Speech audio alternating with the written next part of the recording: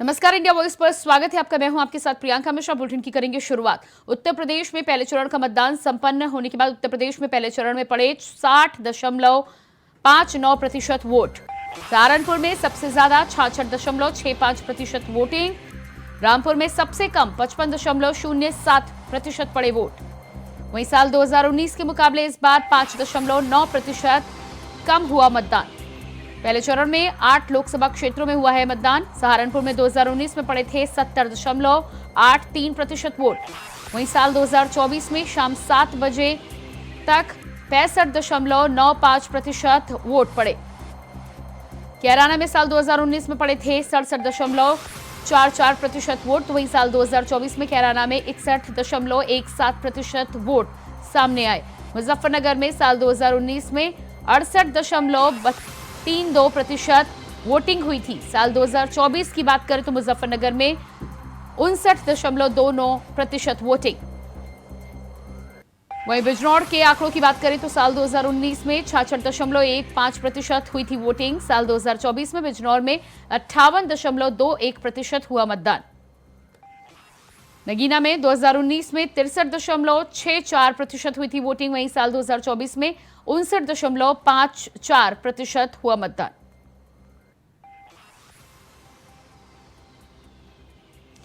और इसी खबर पर हमारे साथ लखनऊ से ब्यूरो चीफ प्रियम पाठक जुड़ चुके हैं। जी प्रियम, जिस तरह से मतदान के प्रतिशत को लेकर यहां पर जानकारी सामने आ रही है अलग अलग क्षेत्रों में, यानी कि उत्तर प्रदेश की 8 सीटों पर अगर बात की जाए तो पिछली बार से कम मतदान, यानी कि 2019 के मुकाबले कम मतदान देखने को मिल रहा है।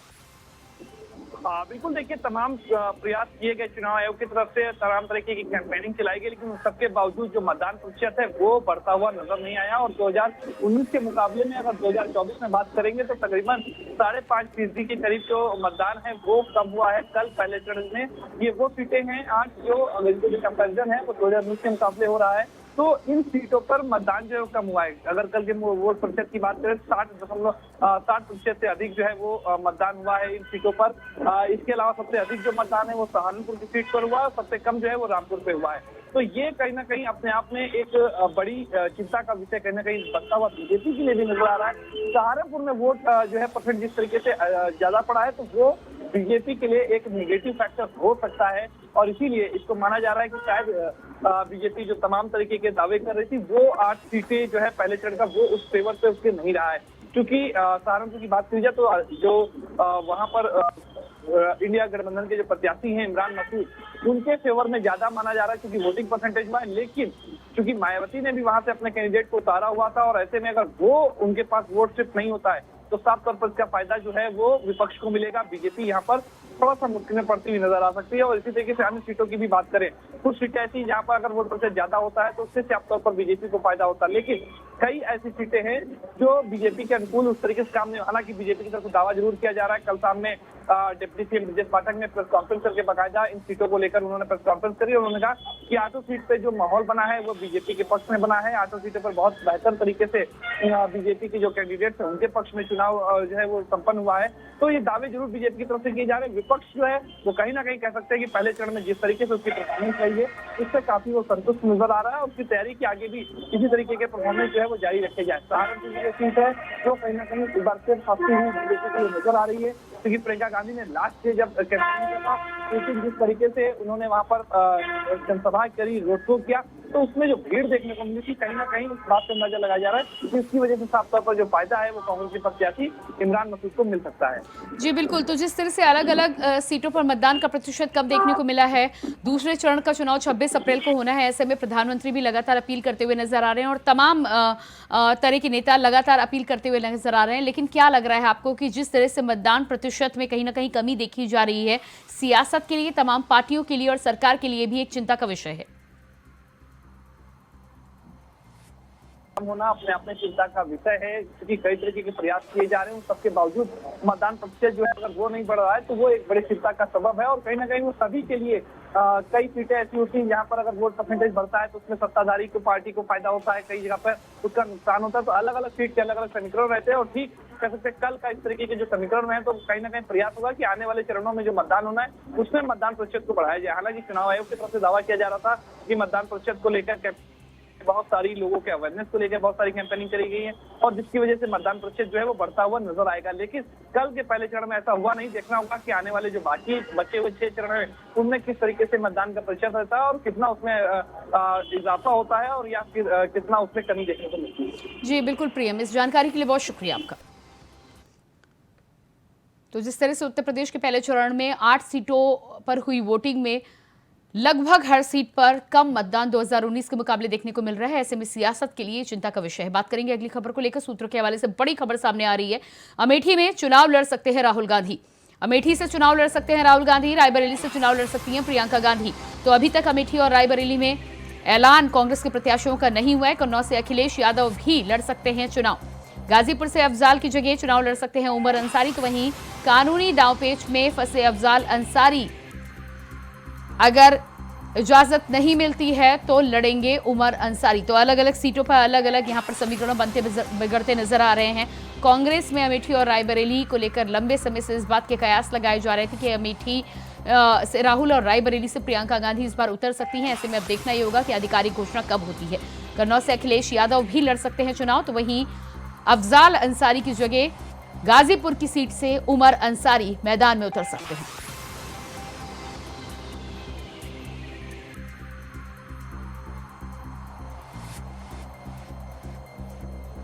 तो कानूनी दांवपेच में अफजाल अंसारी की बढ़ सकती है मुश्किलें। अफजाल अंसारी के चुनाव लड़ने को लेकर अभी भी संशय बना हुआ है। ऐसे में उमर अंसारी का नाम सामने आ सकता है। कन्नौज से अखिलेश यादव चुनावी मैदान में ताल ठोक सकते हैं। मैनपुरी से डिंपल यादव पहले ही चुनावी मैदान में हैं।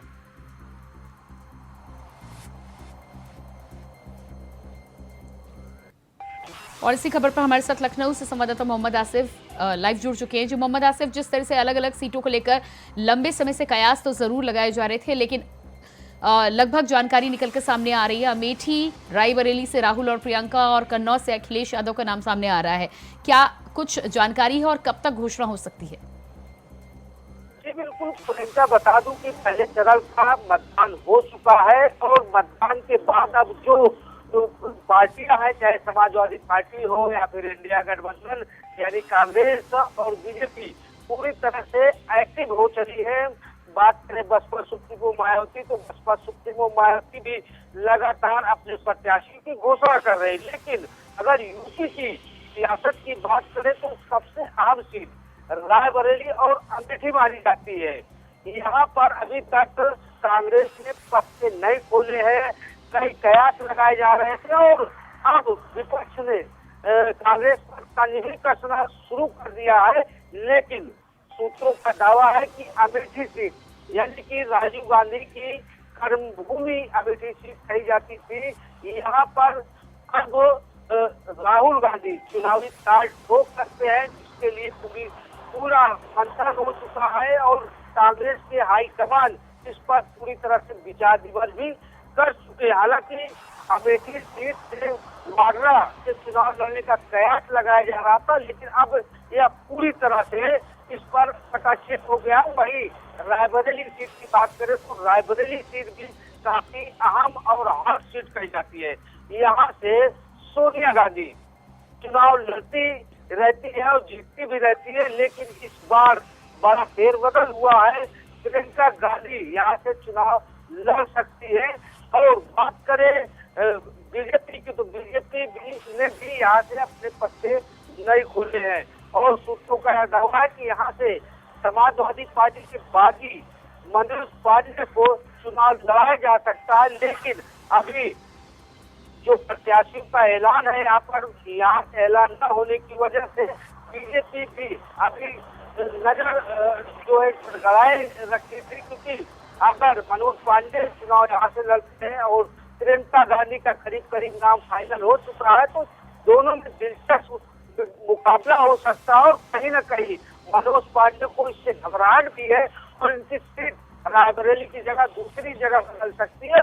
और वही अगर कन्नौज सीट की बात करें तो इस पर यह कयास लगाया जा रहा था कि तेज प्रताप यादव चुनाव लड़ सकते हैं, लेकिन अब जो समीकरण बदले हैं और जो मंथन हुआ है सपा प्रमुख अखिलेश यादव का और जो दौरा हुआ है और पदाधिकारियों के साथ जो मीटिंग हुई है, उस पर नजरिया साफ हो गया है कि यहाँ से अखिलेश यादव चुनाव लड़ सकते हैं। हालांकि शुरुआती दौर में अखिलेश यादव ने चुनाव न लड़ने का मन बनाया था, लेकिन जिस तरह से दबाव बनाया जा रहा है कार्यकर्ताओं की तरफ से, और कन्नौज सेफ सीट भी मानी जाती है समाजवादी पार्टी की। वहीं अगर बात करें पूर्वांचल की, तो पूर्वांचल में मुस्लिम मतों और हर जातियों का वोट साधने के लिए अब समाजवादी पार्टी ने मास्टर प्लान तैयार किया है। जिस तरह से माफिया मुख्तार अंसारी के जनाजे में भीड़ दिखी, उससे अब कहीं न कहीं सपा प्रमुख अखिलेश यादव का मन डोला और मुख्तार अंसारी के बेटे उमर अंसारी को घोसी से चुनाव लड़ सकते हैं। अगर घोसी से उमर अंसारी चुनाव लड़ते हैं तो कहीं न कहीं ओपी राजभर के बेटे जो यहाँ से चुनावी ताल ठोक रहे हैं, उनकी मुश्किलें बढ़ सकती है। और साथ ही साथ जो है समाजवादी पार्टी का एक बदला भी पूरा होगा, क्योंकि अगर उमर लड़ते हैं तो यहाँ भी कांटे की टक्कर होगी। और बात करें गाजीपुर की, तो गाजीपुर में अफजाल अंसारी की 2 मई को सुनवाई होनी है गैंगस्टर मामले में सजा को लेकर। अगर ये सजा पूरी नहीं सजा कम नहीं होती है तो यहाँ से उमर को चुनाव लड़ा सकती है समाजवादी पार्टी। हालांकि 2 सीटों पर जिस तरह से सपा प्रमुख अखिलेश यादव की नजर है, एक गाजीपुर तो दूसरी घोसी, अगर इनकी सजा कम होती है तो उमर अंसारी पर घोसी से दांव लगाया जा सकता है। और पूरी तरह से मंथन भी हो चुका है और कहीं न कहीं अखिलेश यादव अब मुख्तार अंसारी के परिवार से कोई परहेज भी नहीं कर रहे हैं। उन्हें लोकसभा 2024 के किला फतह करने का रास्ता दिखाई दे रहा है और उमर को आगे करके कहीं न कहीं वह पूर्वांचल की कई सीटों पर अपना प्रभाव डाल सकते हैं। जी बिल्कुल जी, मोहम्मद आसिफ, जानकारी के लिए बहुत बहुत शुक्रिया।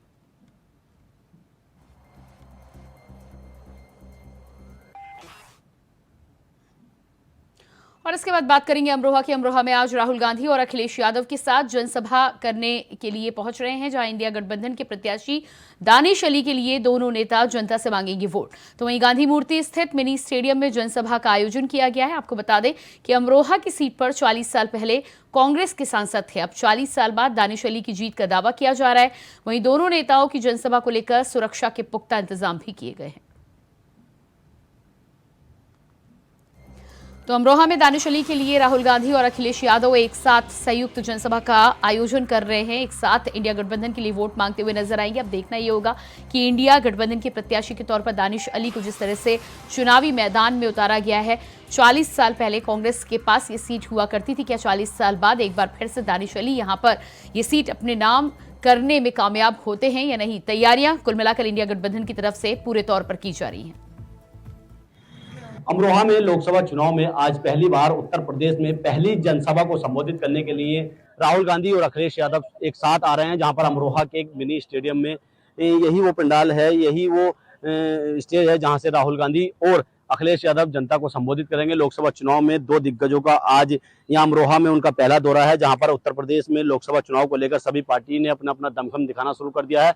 हालांकि अमरोहा की सीट में जो गठबंधन के प्रत्याशी हैं दानिश अली, उनके समर्थन में आज 2 दिग्गज अखिलेश यादव और राहुल गांधी यहाँ पहुंच रहे हैं, जहां पर लोगों से गठबंधन के प्रत्याशी के लिए वोट करने की अपील करेंगे। वहीं मैं आपको बता दूं कि यहाँ पर जो वोटर्स आएंगे, कार्यकर्ता पब्लिक आएगी, उनके बैठने का इंतजाम यहाँ पर पूरी तरह से किया गया है। सभी तैयारियां हैं, पूरी सुरक्षा व्यवस्था के बेहतर इंतजाम यहाँ पर किए गए हैं। भारी पुलिस फोर्स की यहाँ तैनाती है और प्रशासन ने सुरक्षा में कड़े इंतजाम यहाँ पर किए हैं, क्योंकि जिस तरह से अमरोहा में गठबंधन का पहले भी दौर रहा है, पिछली बार भी गठबंधन के यहाँ पर सांसद बनकर गए थे, इस बार भी गठबंधन प्रत्याशी दानिश अली यहाँ पे चुनाव मैदान में है। गठबंधन से प्रत्याशी उनको बनाया गया है, जहाँ पर अखिलेश यादव और राहुल गांधी यहाँ पर जनसभा को करने के लिए आ रहे हैं। वहीं 40 साल में पहली बार, अभी तक ऐसा नहीं हुआ है, क्योंकि 40 साल पहले यहाँ पर कांग्रेस का एक सांसद बना था, जिसके बाद 40 साल में आज पहली बार कांग्रेस के प्रत्याशी जो गठबंधन के रूप में दानिश अली हैं, उनके कहीं ना कहीं सांसद बनने की यहाँ जो कवायद शुरू की जा रही है, कवायद लगाई जा रही है कि यहाँ से गठबंधन का फिर प्रत्याशी मजबूत लड़ेगा। अब देखना होगा कि अखिलेश यादव और राहुल गांधी जिस तरह से आज पहली जनसभा को उत्तर प्रदेश में संबोधित करने के लिए पहुंच रहे हैं, संयुक्त रूप से आ रहे हैं, उससे कितना असर वोटरों पर पड़ेगा और अमरोहा में गठबंधन प्रत्याशी को इसका कितना फायदा होगा। वहीं लोकसभा चुनाव की बात की जाए तो लोकसभा चुनाव में जो बीजेपी भी अपना दांव आजमाने का पूरा मेहनत कर रही है, क्योंकि जिस तरह से बीजेपी के बड़े दिग्गज भी अमरोहा लोकसभा की सीट को सेंसिटिव सीट मानकर यहाँ पर लगातार जो है रैलियां कर रहे हैं। पीएम मोदी, सीएम योगी आदित्यनाथ के लगातार यहाँ पर दौरे हैं। 2 दौरे सीएम योगी आदित्यनाथ के यहाँ हो चुके हैं। एक प्रधानमंत्री का दौरा संयुक्त रूप से कल यहाँ पर गजरोला में हुआ था। वहीं 23 तारीख को फिर उत्तर प्रदेश के मुख्यमंत्री योगी आदित्यनाथ यहाँ पर सभा करने के लिए आ रहे हैं। ये अमरोहा लोकसभा सीट को देखना होगा कि सभी दिग्गज इस सीट पर जी तोड़ मेहनत से लग चुके हैं। अब देखना होगा कि कौन सा प्रत्याशी यहाँ से बाजी मारेगा और किसका कितना इस यहाँ से फायदा मिल पाएगा। अमरोहा से इंडिया वॉइस के लिए मोहम्मद इमरान की रिपोर्ट। महाराष्ट्र के नांदेड़ में प्रधानमंत्री नरेंद्र मोदी ने जनसभा को संबोधित किया, जहां उन्होंने विपक्ष पर जमकर हमला बोला। बता दें कि इंडिया अलायंस को भ्रष्टाचारी करार देते हुए इंडिया अलायंस के लोग अपने स्वार्थ में भ्रष्टाचार को बचाने के लिए एक साथ आए हैं। साथ ही कांग्रेस को लेकर उन्होंने कहा कि चुनाव की घोषणा से पहले ही कांग्रेस के नेता अपनी हार मान चुके हैं। और साथ ही राहुल गांधी के अमेठी से चुनाव लड़ने को लेकर कहा कि कांग्रेस के शहजादे को भी वायनाड में संकट दिख रहा है। चलिए आपको सुनवाते हैं। और इसलिए इस चुनाव में इनको सबक सिखाना बहुत जरूरी है भाई। और देखिए, कांग्रेस के जो शहजादे हैं उन्हें भी वायनाड में संकट दिख रहा है। शहजादे और उनकी टोली 26 अप्रैल को वायनाड में वोटिंग का इंतजार कर रही है। जैसे ही 26 को वायनाड में वोटिंग पूरा हो जाएगा। गाजियाबाद के बहुचर्चित शिप्रा मॉल मामले से जुड़ी बड़ी खबर सामने आ रही है। पिछले साल इंडिया बुल्स पर दर्ज एफआईआर रद्द हुई है। उच्च न्यायालय इलाहाबाद ने एफआईआर को रद्द किया है। आपको बता दें कि इंडिया बुल्स और निदेशक पर केस दर्ज हुआ था। शिप्रा मॉल ने धोखाधड़ी का केस दर्ज कराया था। दर्ज एफआईआर को इलाहाबाद हाईकोर्ट ने चुनौती दी गई थी, जिसके बाद कोर्ट ने पुलिस शिप्रा मॉल ने के प्रति उत्तर नहीं दिया है। दोनों पक्षों के बीच में डीआरटी लखनऊ में मामला अभी भी लंबित है। कोर्ट ने सिविल प्रकृति का मामला पाते हुए एफआईआर रद्द की है। वहीं पुलिस की तरफ से काउंटर ना लगाना भी अचंभित करता है। जानकारी के लिए बता दें कि साल 2023 में जुलाई के महीने में शिप्रा मॉल की तरफ से इंडिया बुल्स और निदेशक धोखाधड़ी का मामला दर्ज कराया गया था।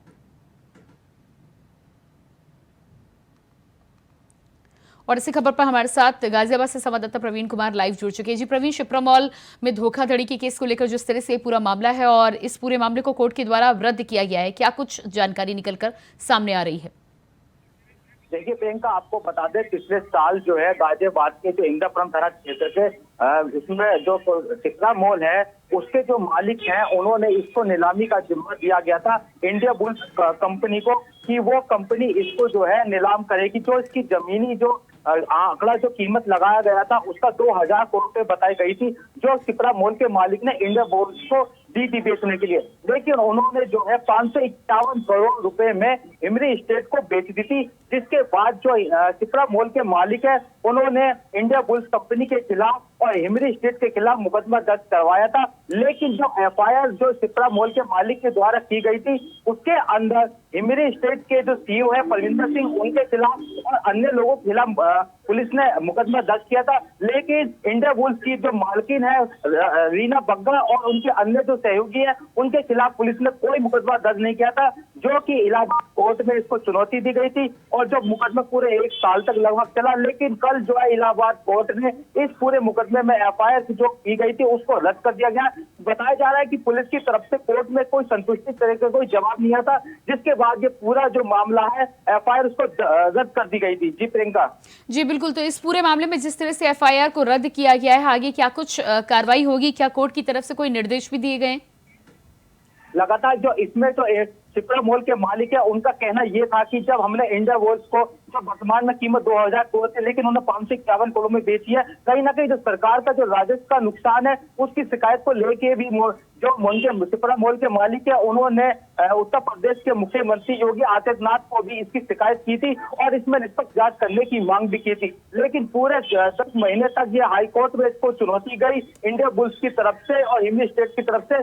जब पुलिस ने कोई प्रति उत्तर नहीं दिया, उसमें एनकाउंटर रिपोर्ट लगा दी, एफआईआर लगा दी, तो उसमें कोर्ट ने इसको सिविल का मामला बताते हुए मामले को रद्द कर दिया। इसमें जो मालिक है उनका कहना स्टोर का साफ ये है कि हम दोबारा इसको सुप्रीम कोर्ट में डालेंगे, और जिस तरीके से उन्होंने हमारा जो उनसे डील हुई थी कि 2000 करोड़ रुपए में इस सिप्रा मोल को बेचा जाएगा, लेकिन उनके द्वारा 551 करोड़ में बेचा गया। कहीं ना कहीं सरकार के राजस्व को नुकसान तो हुआ, हमारे साथ भी धोखाधड़ी की है। अब वो आगे की प्रक्रिया जो है सुप्रीम कोर्ट में भी दर्ज करा अपनी ले सकते हैं। जी बिल्कुल। तो प्रवीण, इस पूरे मामले में जिस तरह से अब शिप्रा मॉल के मालिक का कहना है कि सुप्रीम कोर्ट का दरवाजा खटखटाएंगे, क्या लग रहा है एफआईआर और केस जिस तरह से कोर्ट के द्वारा रद्द किया गया है, आगे की कार्रवाई में और कितना समय लगेगा, क्या कुछ जानकारी आपको मिल रही है?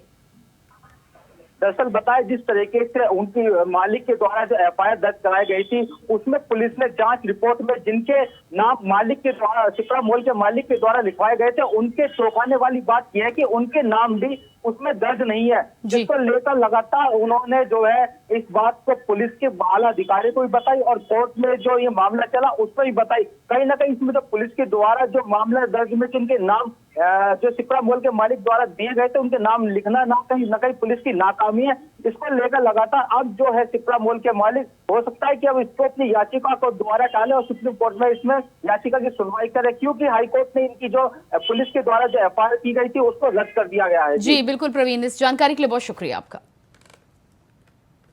तो शिप्रा मॉल के केस को लेकर जिस तरह से कोर्ट के द्वारा इस केस को रद्द किया गया है, एफआईआर को रद्द किया गया है, अब देखना यह है कि इस पूरे मामले में आगे कार्रवाई किस तरह से होती है। फिलहाल इस बुलेटिन में इतना ही। खबरों के लिए बने रहिए इंडिया वॉइस के साथ। नमस्कार।